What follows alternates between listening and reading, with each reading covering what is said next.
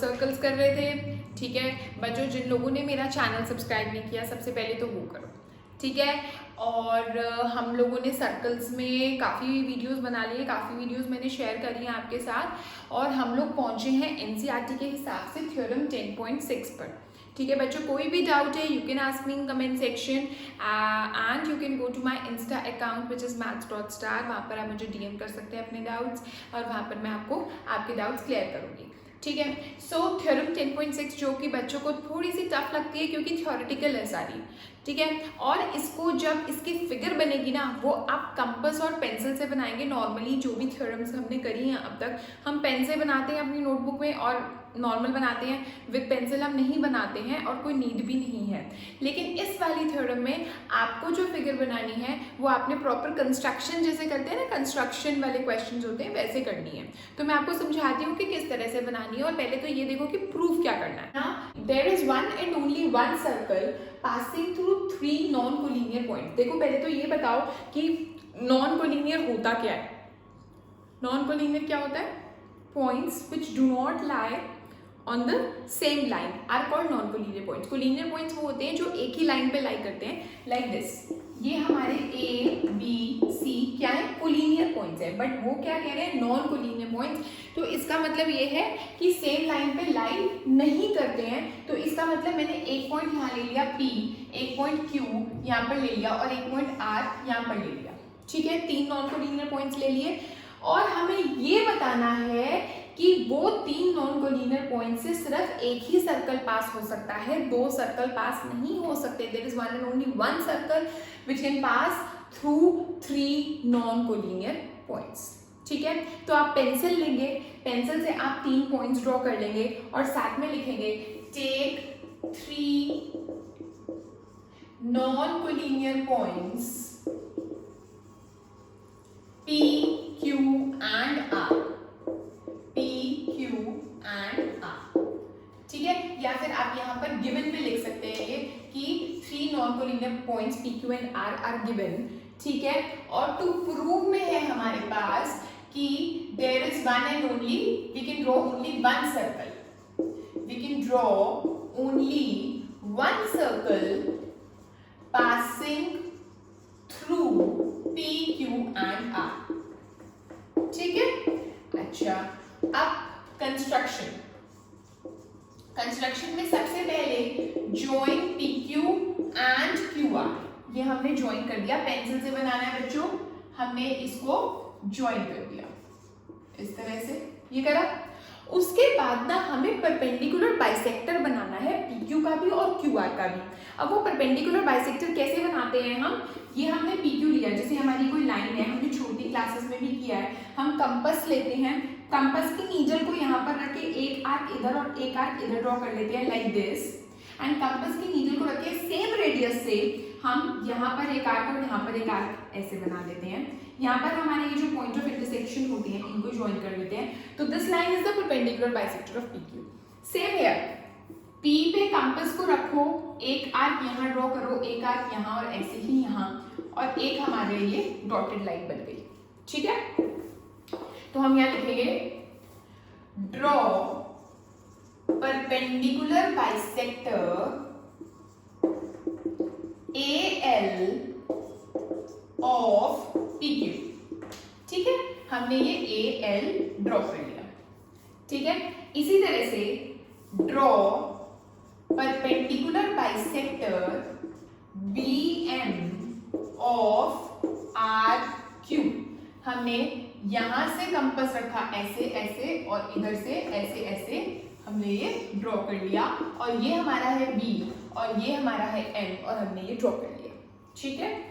Now AL and BM intersect at a point,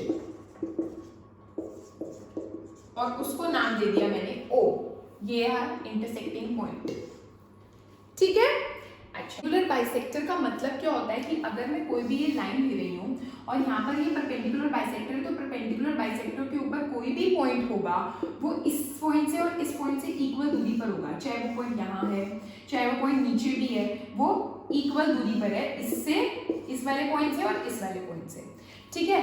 तो ये जो O पॉइंट है ये परपेंडिकुलर बाइसेक्टर पे लाई कर रहा है, PQ पे परपेंडिकुलर बाइसेक्टर पे लाई कर रहा है, तो this O point will be obviously equidistant from P and Q because O lies on perpendicular bisector of PQ, so OP is equal to OQ, right? O जो है वो लाई कर रहा है परपेंडिकुलर बाइसेक्टर ऑफ QR पर भी, तो therefore OQ OR के भी इक्वल हो गया, OP OQ OR तीनों आपस में क्या हो गए, इक्वल हो गए, और उनको हम मान लेते हैं कि लेट वो स्मॉल आ रहा है।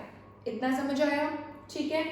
उसके बाद अगर मैं कंपास की नीडल को O पॉइंट पे रखती हूँ और वहां से लाइक दिस ऐसे पेंसिल को चाहे OR पे रखो, चाहे OQ पे रखो, चाहे OP पे रखो, क्योंकि तीनों आपस में इक्वल हैं, और ऐसे रख के एक सर्कल ड्रॉ करती हूँ, तो PQR तीनों से पास होगा क्योंकि OP OQ OR तीनों आपस में इक्वल है।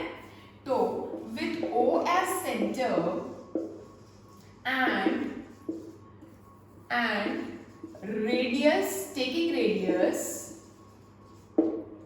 as OP, OQ or OR, we draw a circle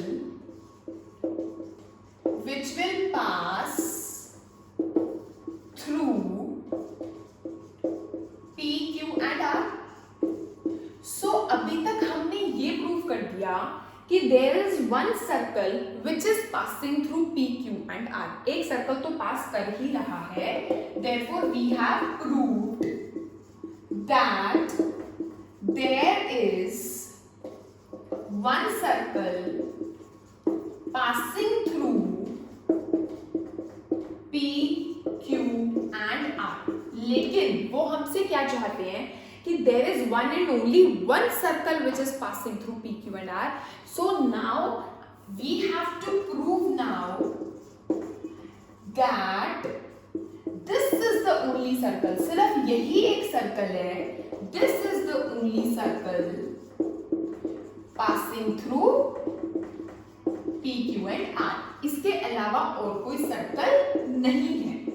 ये प्रूफ करना है. इसके लिए मैं कॉन्ट्राडिक्शन लेके चलूंगी और मैं ये कहूंगी लेट सपोज एक और सर्कल है विच इज पासिंग थ्रू. उल्टा लेके चल रही हूँ, ठीक है. लेट सपोज एक और सर्कल है. चलो, let there is one more circle passing through P, Q and R with radius हमने मान लिया स्मॉल s.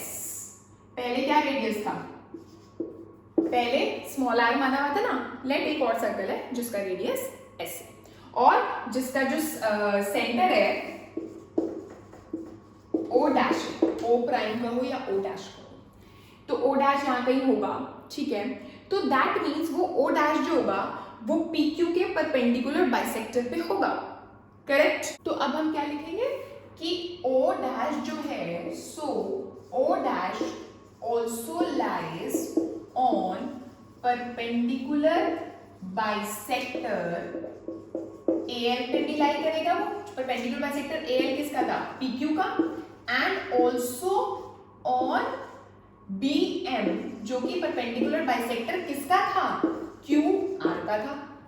O डैश जो है वो AL पे भी लाई करेगा, BM पे भी लाई करेगा, ठीक है. लेकिन AL और BM तो इंटरसेक्ट कर रहे थे. किस पे इंटरसेक्ट कर रहे थे? O पर कर रहे थे.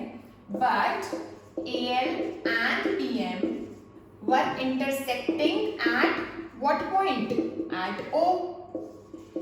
And we know two lines cannot intersect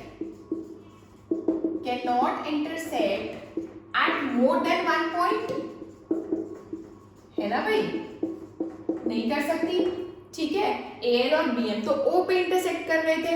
अब वो कह रहे हैं कि O डैश भी है जो AL पे भी लाई कर रहा है, BM पे भी लाई कर रहा है, तो वो कह रहे हैं कि O डैश भी एक इंटरसेक्टिंग पॉइंट हो गया AL और BM का. लेकिन दो लाइंस तो एक ही पॉइंट पे इंटरसेक्ट करती हैं, तो इसका मतलब O और O डैश सेम ही पॉइंट है, ठीक है ना. तो therefore O and O dash must coincide, that means वो दोनों सेम ही पॉइंट है, ठीक है। और अगर वो सेम पॉइंट है तो पहले हमारा आया था कि OP जो है वो R है, और अगर मैं ये मानूं कि O डैश भी एक पॉइंट है और O डैश भी OAL पे लाइक कर रहा है, और नए वाले सर्कल का जो रेडियस है वो तो मैंने S माना था, तो O डैश P S है, O डैश P जो है वो S है, और O और O डैश तो कोइंसाइड कर रहे हैं, तो OP जो है वो O डैश P के इक्वल है, यानी R is equals to S है।